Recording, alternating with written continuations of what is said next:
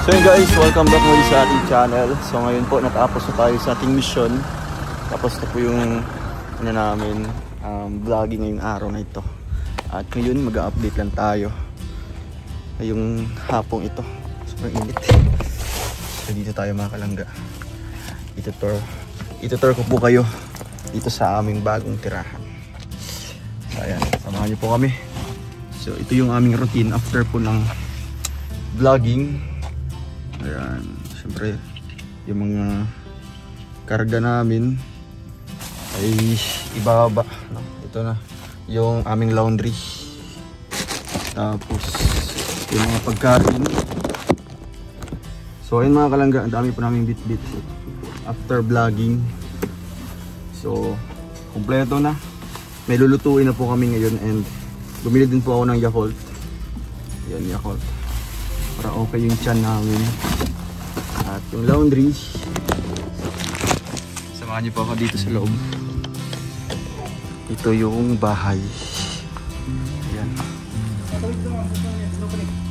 There goes. Dahil bit-bit kayo. So ayan. Ito ang loob. Kusina namin. Ito po mga kalangga. Ito yung kusina. Napakaganda. Wow. Malik.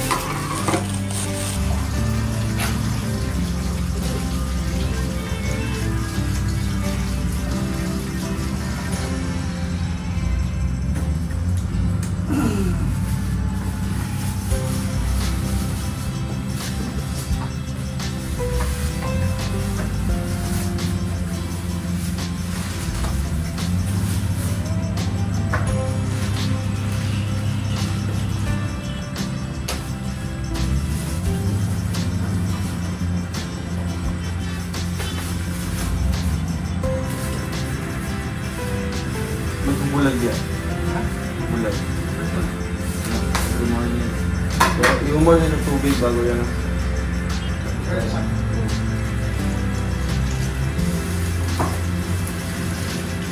Hanggang sa'yo ito? Hanggang naman. Kapag ginang sa'yo pa? Oo, pag dito sa nabalay.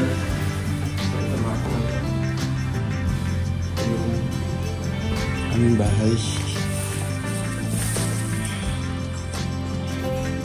Ito yung sala. Ayan.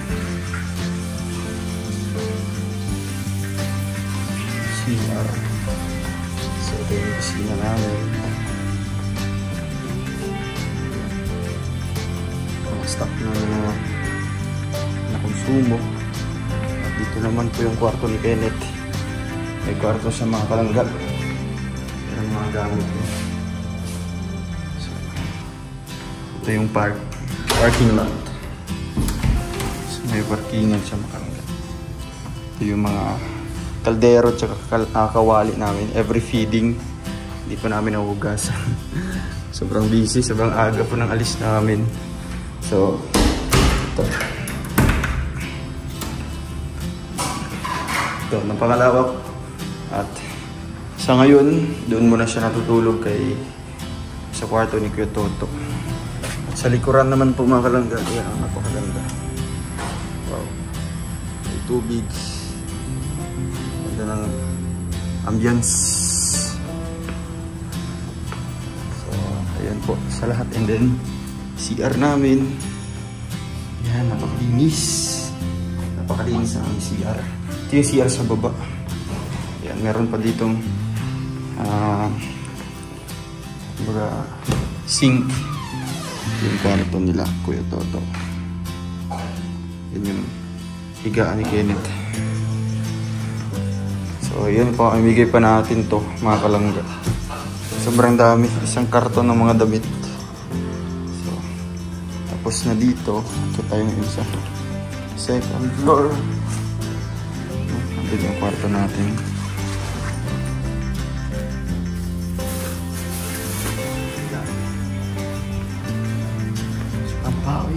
Grabe yung init ay. So dito tayo mga kalangga. So sa hagdanan nila.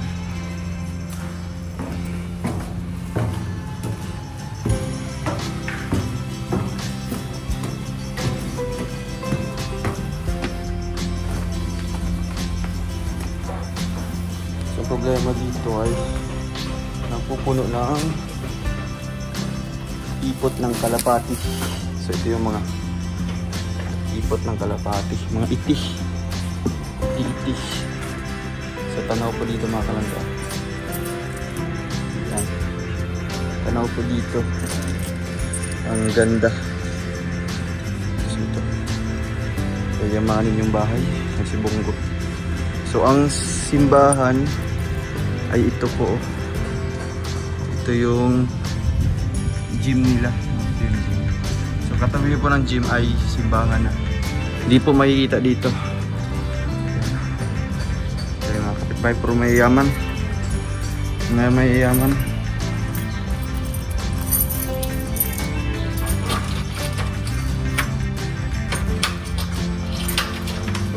So dito sa loob mga kalangga, ay bili ako ng equipment.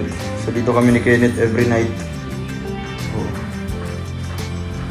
Bili ako sa Shopee. Yan, itong mga plates, binili ko to sa Handyman. Mahal po yung isa yan. 900 po. Yung mga 15 pounds. So, ang ating kwarto naman po mga kalangga. Ayan. Ayan. Kwarto natin. So, ito na. So, I hope na nasilip niya itong bahay namin, no? Ang bagong tirahan. Ito. So mamaya lilinisan pa natin yan, no? Dumi-dumi po yan pagdating ko dito kasi hala, punong-puno ng ano dito ay mga kalapati. So ito yung may-ari mga kalangga. Diyan kami nagre-renta. So ayan mga kalangga. Baba mga tayo. So ngayon si Kuya Toto po magluluto ng aming ulam.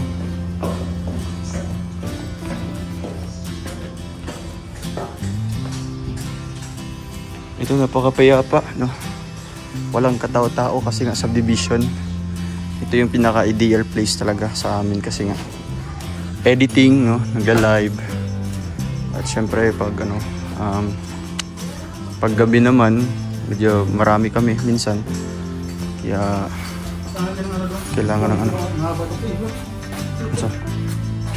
Ansa? Ito na mahaba ito. Hindi ka na kawaton? Yeah. Kawaton na. Bagay sa akin, kung gusto mo lingkod sa gawas, dadaan niya pag ano, pasok niyo. Kung na-armchair ba? Hindi pa namin naasikaso ito. Nakalat pa. So ito pa, pamimigay pa natin to mga kalangga. Oh. Sa ating mga beneficiaries. So itong sofa, pinahiram po ito sa amin. Yan. Kasi wala pa kaming kagamit-gamit. Nasira na. Ay, ito rin na. Tatlo yan.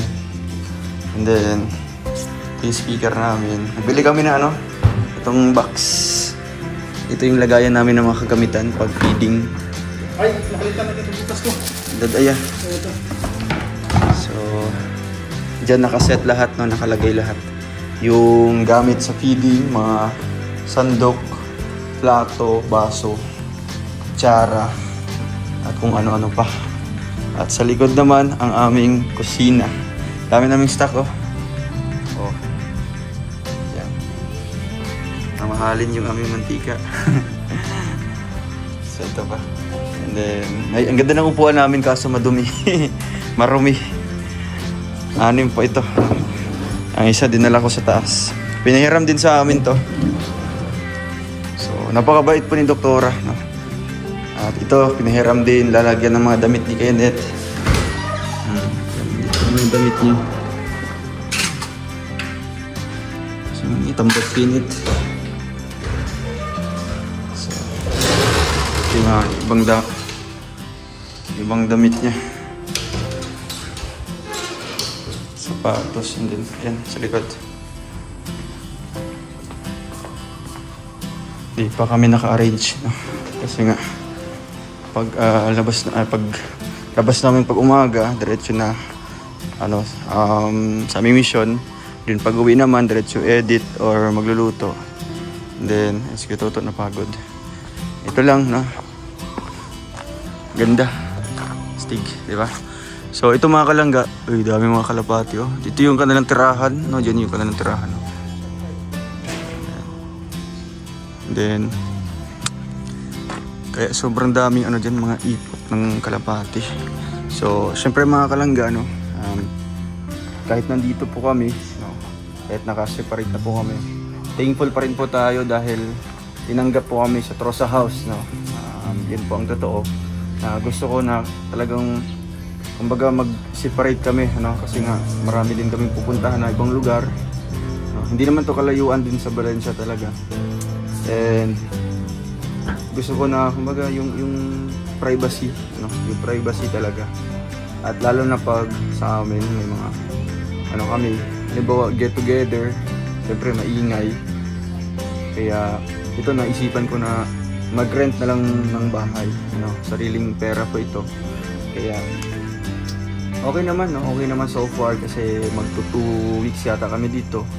And napakalinis ng lugar. And syempre napakatahimik, yun yung namin talaga, yung gusto namin bilang mga vlogger. Kaya ayun, huwag po kayo mag-isip ng negatibo towards doon sa nangyari po doon sa Trosa House, no, kasi thankful pa rin po kami kasi nga nandun kami for almost 6 months yata, 6 months po mga kalangga. Thank you din kay Tita Ana Handy at sa kanyang mga kapatid na sa pagpa-welcome sa amin doon. Diba? Kaya ngayon, it's time na siguro para siyempre magbuklod naman ng panibagong bahay. Para talagang masasabi nating sariling sikap talaga. Po? Kagaya dati na nung na-separate tayo sa Lighthouse, diba? So sariling pera ko na yung ginagamit ko sa pagrenta ng bahay. Kaya nakakatuwa, no, kasi pinaghirapan mo talaga, diba? Kaya malaking tulong po ang inyong pagpapanood sa ating mga vlogs, diba? Hindi naman kalakihan yung renta dito kasi ang balak sana ng may-ari, ang doktor, ay ibebenta na po ito, no? So since wala pa dong buyer, kaya pinarenta muna sa amin. So yun po ang totoo mga kalangga, no? And no bitterness po mga kalangga, no, sa nangyari kasi okay naman po. Tuloy-tuloy pa rin po kami sa aming mission araw-araw, no? Kaya yun, doon na sila, yung mga kalapati. Salamat po and sana makapasyal din po kayo dito soon. Diba? Bye bye and God bless. Ingat po. Psst. Psst.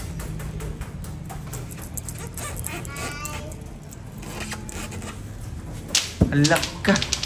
Nabayan na yung gipuno na yung magbatong swimming pool. Hi, bye-bye. Bye-bye, bye-bye. Bye-bye. Hi. Bye-bye, bye-bye. Bye-bye.